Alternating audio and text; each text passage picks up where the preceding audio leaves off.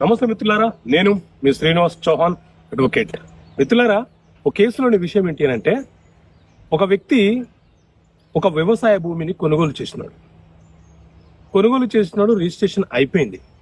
ఇప్పుడు అమ్మిన వ్యక్తి ఏమంటున్నాడంటే, నేను నీకు భూమి మాత్రమే అమ్మాను, అందులో ఉన్న చెట్లు అమ్మలేదు, ఆ చెట్లు నావే, ఆ చెట్లకు కాసే కాయలు పళ్ళు అవన్నీ నావే, ఆ చెట్ల మీద నాకే హక్కులున్నాయని చెప్పి మామిడి చెట్ల గురించి, కొబ్బరి చెట్ల గురించి, వేప చెట్ల గురించి గొడవ చేస్తున్నాడు. వాస్తవంగా చట్ట ప్రకారంగా ఇలా ఉంటుందా అంటే, మిత్రులారా, ఆస్తులు అనేవి రెండు రకాలు. ఒకటి స్థిరాస్తి, రెండు చరాస్తి. స్థిర ఆస్తి అనంటే భూమి, స్థిరాస్తి. ఈ భూమి మీద కదలకుండా ఉండే ఆస్తులన్నీ కూడా స్థిరాస్తులే.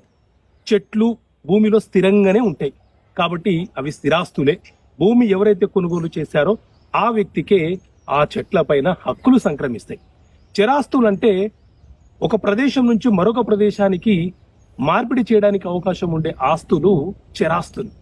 కాబట్టి ఏదైనా ఒక ప్రాపర్టీ భూమి కొనుగోలు చేస్తే దాని మీద ఉండే సహజంగా ప్రకృతి సిద్ధంగా వచ్చేవన్నీ కూడా, అలాగే మనము పెంచినా కూడా అవి స్థిరాస్తుల కిందిగా పరిగణంలోకి తీసుకోబడుతుంది.